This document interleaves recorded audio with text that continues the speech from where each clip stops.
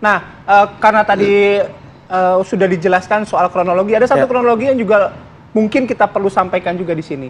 Soal saling sanggah, ya. Saling sanggah kemarin kan juga sempat ramai. Ada narasi yang menyebutkan ya udah ini hanya pemaparan visi saja. Kemudian apakah perlu dimasukkan dalam saling sanggah itu?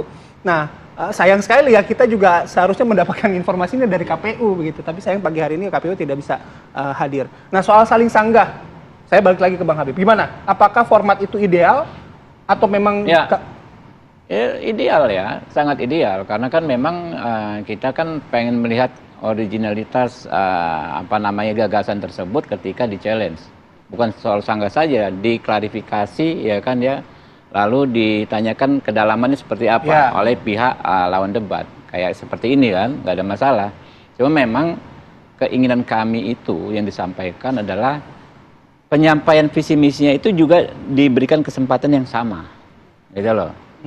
Jadi kan kita ironis nih, debat berapa kali, format perbaikannya seperti apa, ya kan? Kebanyakan debat itu terlalu kaku kalau kemarin, ya kan? Kalau lihat tuh, saya putar-putar rekaman lagi, terlalu kaku. Jadi begitu kakunya sampai akhirnya penyampaian visi misinya nggak lengkap, cuma dibatasi berapa menit. Nah, harusnya waktunya memang nggak terlalu pendek ya, ada panjang. Nah, yang soal saling sanggah ini adalah bagaimana teknik moderator, skill moderator untuk melihat debat ini arahnya seperti apa. Ketika sudah eyel-eyelan, saya bilang gitu kan ya, misalnya sudah terjadi debat kusir, si paslon A berpendapat A, jelas dan tegas, paslon B berpendapat B, ya kan ya, harusnya kan mengalir ke topik yang lebih dalam lagi misalnya kan, seperti itu. Nah, sehingga tidak ada debat kusir, tidak terlalu banyak debat kusir dan tidak terlalu banyak eyel-eyelan. Nah, ini yang ingin kami sampaikan kemarin itu. Jadi harus saling sanggah tetap, tapi penyampaian visi misi itu kan juga ditunggu rakyat nih, ya kan ya, apa nih visinya, apa nih misinya, programnya detail rupanya biasanya tuh. Kayak kami ini kan makan siang gratis dan susu, ya kan ya. Seperti apa rasionalitasnya gitu kan. Bang Habib. Ya, nanti kita bahas lagi soal detail teknisnya dalam pelaksanaan debat, tapi kita jeda dulu ya. Betul. Jadi tetap harus penting lagi. Kita jeda dulu. Yang pertama, saudara sekalian, urut-urutannya ya. Debat pertama itu nanti adalah porsinya untuk debat capres, calon presiden. Debat kedua adalah debat untuk cawapres. Debat yang ketiga adalah debat untuk capres. Debat keempat adalah debat untuk cawapres. Dan yang kelima atau debat yang terakhir itu porsinya adalah untuk debat capres. Yang kedua, untuk debat, topik debat atau tema debat, debat pertama yang akan menjadi porsinya capres untuk berdebat, itu temanya meliputi pemerintahan, hukum, hak asasi manusia, pemberantasan korupsi, penguatan demokrasi, peningkatan layanan publik, dan kerukunan warga. Debat kedua yang menjadi porsinya cawapres untuk berdebat, temanya adalah ekonomi, baik itu ekonomi kerakyatan, ekonomi digital, keuangan, investasi, pajak, perdagangan, pengelolaan APBN, APBD, infrastruktur, dan perkotaan. Debat ketiga yang menjadi porsinya debat capres, temanya adalah pertahanan, keamanan, hubungan internasional, dan geopolitik. Debat keempat yang menjadi porsinya cawapres, temanya adalah sumber daya alam. Saya ulangi ya, debat keempat yang menjadi porsinya cawapres adalah pembangunan berkelanjutan, kemudian sumber daya alam, lingkungan hidup, energi, pangan, agraria, masyarakat adat, dan desa. Kemudian topik yang terakhir, tema debat yang terakhir menjadi porsinya debat capres, meliputi kesejahteraan sosial, kebudayaan, pendidikan, teknologi informasi, kesehatan, ketenagakerjaan, sumber daya manusia, dan juga inklusi. Oke, ini biar diskusinya nyambung juga tadi saya mau melanjutkan yang disampaikan oleh Mas Jutan ya. Soal tadi ada yang siapa yang diuntungkan, tidak diuntungkan itu tadi. Ya. Tanggapin dari. Oke, dikit saja sebelum ke Bang Khalid. Ya, jadi substansi ini kan relasi kekuasaan. Oke. Kita 2019 nih partainya Mas Jutan ya, Pak PDI Perjuangan ya kan maju memajukan seorang presiden ya, yang menjadi capres. Kalau soal relasi kekuasaan ya, jadi punya semua kekuasaan dan lain sebagainya. Ini ya dipersoalkan anaknya presiden. Waktu 2019 kemana orang yang saat ini mempersoalkan anak presiden ketika presidennya sendiri maju ya. Tapi poin kami sebetulnya ini bukan soal relasi kekuasaan sebetulnya yang dikhawatirkan.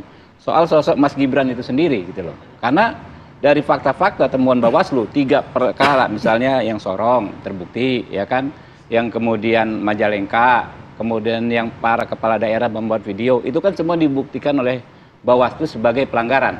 Kan bukan dari pihak anaknya presiden gitu. Namanya kekuasaan kan sekarang memang tersebar gitu loh. Tapi yang dikhawatirkan memang sosok Mas Gibran. Ketika saat ini Mas Gibran belum apa-apa saja sudah membawa 3 kali margin of error angkanya ya. Oke. Hasil survei. Kan kita tahu waktu Pak Prabowo maju kemarin belum jelas wapresnya, keunggulannya tipis sekali, tidak sampai 1 kali margin of error. Oke. Begitu Mas Gibran fix ya, langsung keunggulannya hampir 12%. Ya. Artinya apa? Mas Gibran masih diam saja, nggak ngapa-ngapain. Bahkan yang terbukti melakukan pelanggaran adalah kubu sebelah, gitu kan ya, sudah unggul 12%. Jadi Abang bukan persoalan mau bicara relasi apa soal kekuasaan. pelanggaran ini? Abang mau bicara apa? Apa? Enggak. Abang mau bicara apa soal pelanggaran ini? Ya, intinya yang dibilang tadi paling berpotensi melakukan pelanggaran ternyata tidak melakukan pelanggaran. Ya kan yang melakukan pelanggaran itu justru mereka sendiri yang menuduh gitu kan. Nah, ini adalah bukti bahwa memang kekuasaan tersebar ya. Di semua calon ini ada kekuasaan.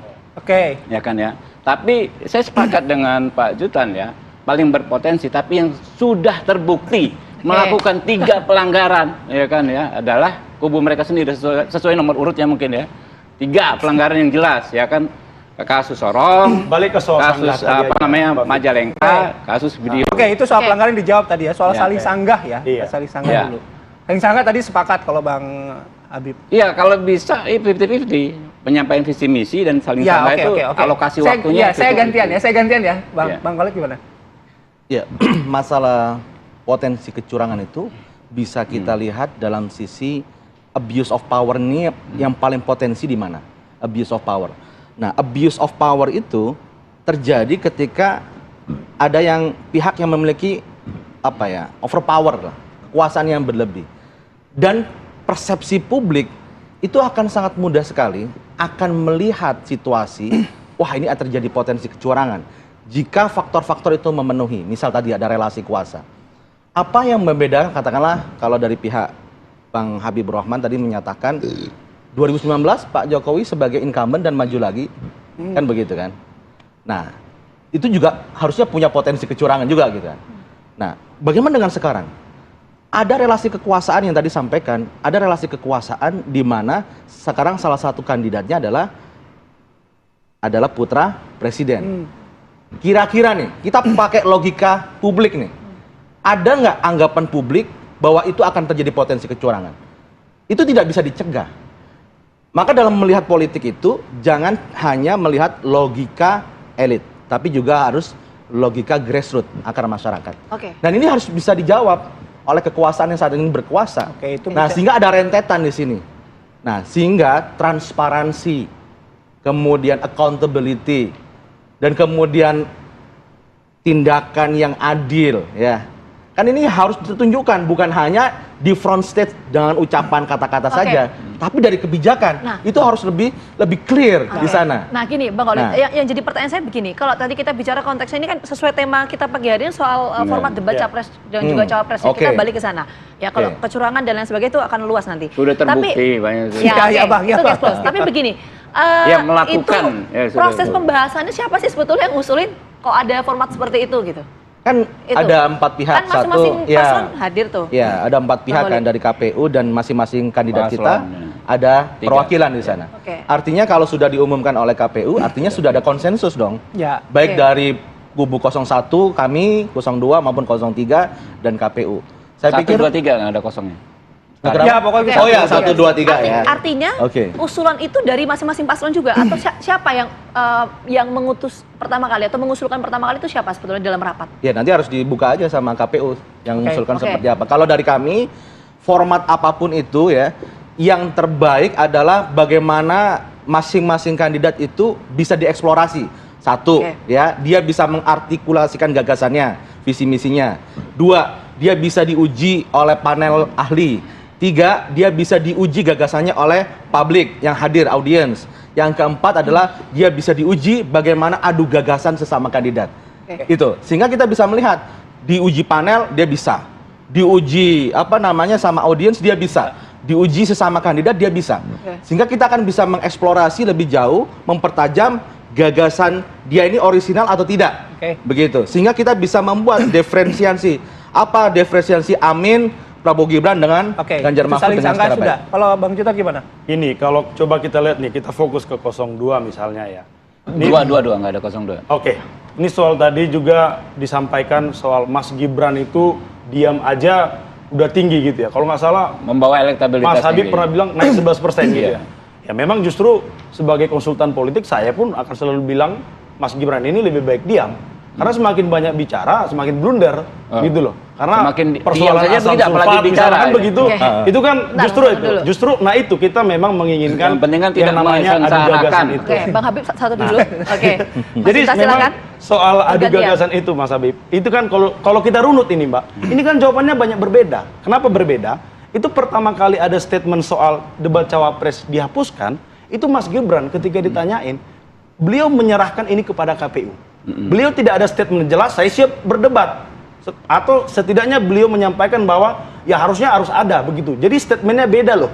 Kenapa ini ada perubahan? Boleh kita lihat Mbak, 2 hari yang lalu, sekitar 2 hari yang lalu, Sebentar, Benar, Bang Habib. sekitar 2 hari yang Kita lalu kasih ada di media, waktu salah sama. satu media besar juga di Indonesia ini, itu ada membuat polling di platform IG maupun di X gitu, bahwa sebenarnya ketika ditanyakan susah ya, kalau apakah sudah memang tukang adu manipulasi gagasan ini debat perlu bikin aja untuk capres dan manipulasi. cawapres, 86% mengatakan harus Iya. ada debat cawapres itu. Saya bentar. Justru Bang Jutan, sorry, apa yang Anda sampaikan ini Anda ingin bicara apa? saya kita mau bicara mengatakan pihak dari 02 melihat bahwa ternyata yang menginginkan harus ada debat cawapres itu lebih banyak daripada yang menginginkan tidak harus ada debat cawapres itu. Ya, kalau kemarin ada klaim soal di atas 50% survei, itu kan bisa dilihat, loh, kok sedikit sekali yang tidak menginginkan adu gagasan ini.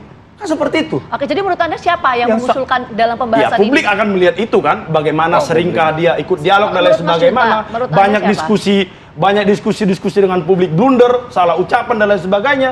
Ya ingin membuat perhatian kepada ibu-ibu hamil, tapi justru blunder Oh, udah seperti jelas. itu. Itu kan Format Berarti maksudnya debat Gibran capres, mungkin gitu ya? cawapres. Hah? Maksudnya pas Gibran gitu? ya abang No, juga. artinya gini. Artinya kita Kalau bicara soal gini. debat cawapresnya, begini. Saling sanggah itu Anda setuju atau tidak? Saya juga menyayangkan ya KPU tidak hadir hari ini. Kan justru kan kita menginginkan semacam KPU juga mengatakan itu secara clear gitu loh. Biar kita ini tidak ada berasumsi. Tapi kalau saya berpandangan, karena ini hasil putusan rapat kemarin ya.